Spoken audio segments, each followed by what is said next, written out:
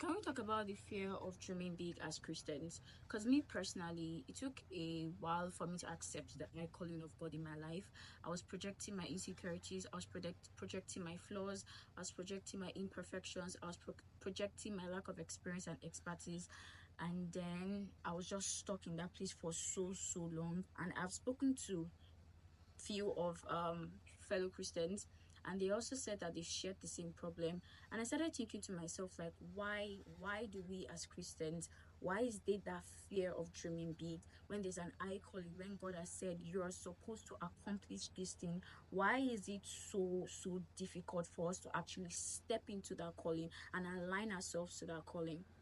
So I think it's very, we all can accept that before we came into Christ, where we're in the world, it was easy for us to listen to motivational speech that would say, oh, dream big, think big, dream big, even though you had to like be disciplined and consistent. But it was easier. It's not like as if it was that easy, but it was easier when we're in the world to picture ourselves having that business, to picture ourselves having that career, to picture ourselves having that fame, that money, that influence, right?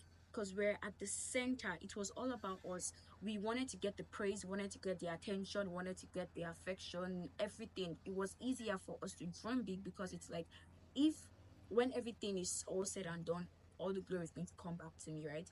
But I think as Christians, the reason why it's harder for us to dream big is because we're trying to remain humble, and we're being cautious to not fall prey of pride and our ego, right?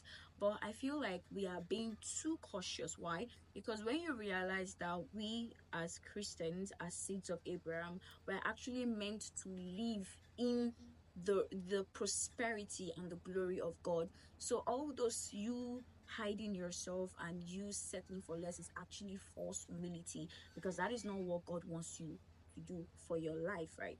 So now let's talk about where that fear comes from. Second Timothy chapter 1 verse 7 says, for I have not given you the spirit of fear, but the spirit of power, of love, and of a sound mind. So if it's not God that has given us that spirit of fear, and it's something else gave it to us.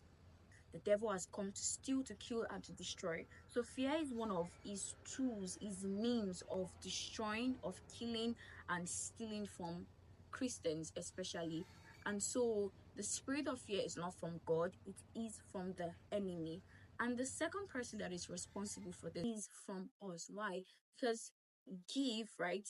For God has not given us, right? So something or someone gave it to us. So when you are given something, you have the choice to accept it or reject it. And